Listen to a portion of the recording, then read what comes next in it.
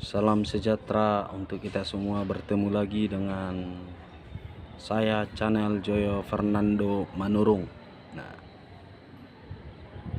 sebelum saya ingin menjelaskan tentang pengukuran pada kepala silinder, nah, jangan lupa subscribe, like, komen, dan share. Nah, hari ini saya ingin sedikit menjelaskan tentang cara pemeriksaan kepala silinder menggunakan strength gauge dan thickness gauge. Nah, pemeriksaannya yang mau kita periksa adalah kebengkokan atau kebalingan kepala silinder itu sendiri. Yang mana dia? Yang ini. Nah, ini ada satu unit kepala silinder. Kita ingin memeriksa kebalingannya ini.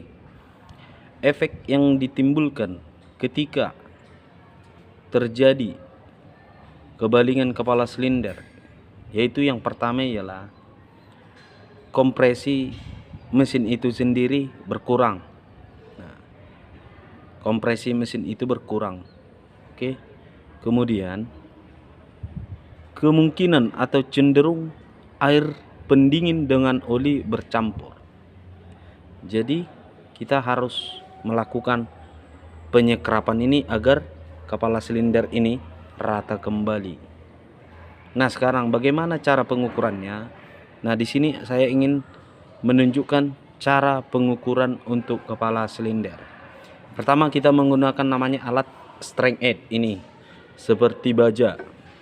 Ini baja, strength gauge namanya. Dan kemudian filler gauge atau thickness gauge. Menggunakan strength gauge dan thickness gauge untuk mengukur kebengkokan permukaan kepala silinder, yang mana pada blok silinder dan manifold. Nah, ini kepala silinder, sisi yang bersinggungan dengan blok silinder nanti, dan kemudian manifoldnya, baik exhaust dengan intake-nya. Kita mengukurnya menggunakan strength gauge. Nah, toleransi atau kebengkokan maksimum yang diizinkan untuk kepala silinder ini ialah 0,05 mm. 0,05 mm. Artinya ketika ini terjadi kebalingan, toleransinya atau kebengkokan maksimumnya itu sekitar 0,05 mm. Ketika melebihi angka tersebut, maka yang kita lakukan ialah melakukan scrap agar kepala silinder ini rata. Nah, jadi bagaimana caranya? Kira-kira seperti ini. Yang pertama, kita mengukur dia posisi yang tengah ini dulu, yang ini. Strength gauge kita letakkan di kepala silinder. Kemudian thickness gauge kita ambil yang nilainya 0,05, seperti ini, 0,05. 0,05. Kemudian kita masukkan celah antara strength gauge dengan kepala silinder, mulai dari sini, Nah, ini nggak masuk dia. Kemudian yang di sini, kemudian sini, kemudian sini, kemudian di sini. Oke. Nah, semuanya nggak masuk. Nah, sekarang kita bikin posisinya menyilang seperti ini. Oke. Menyilang. Kita mulai dari sini. Nah, ini nggak masuk dia. Kemudian ke sini. Ini juga nggak masuk. Di sini. Nah, tidak juga. Di sini. Tidak juga. Di sini. Tidak juga. Di sini. Tidak juga. Nah, sekarang kita ukur lagi silang dia. Posisinya seperti ini. Nah. Oke, baru kemudian kita masukkan lagi thickness gauge tadi atau filler gauge tadi. Nah, ini nggak mau masuk dia.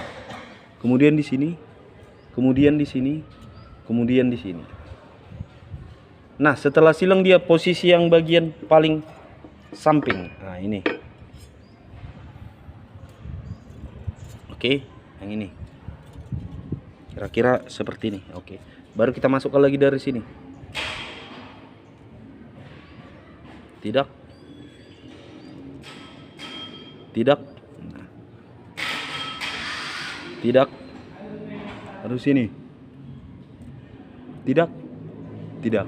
Oke. Baru kemudian di sebelah sini lagi. Nah, seperti itu. Seperti ini ya. Nah, oke.